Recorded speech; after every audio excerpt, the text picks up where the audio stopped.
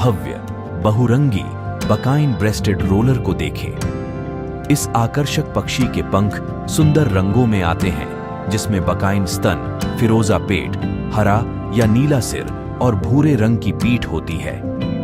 यह पूर्वी और दक्षिणी अफ्रीका और दक्षिणी अरब प्रायद्वीप का मूल निवासी है।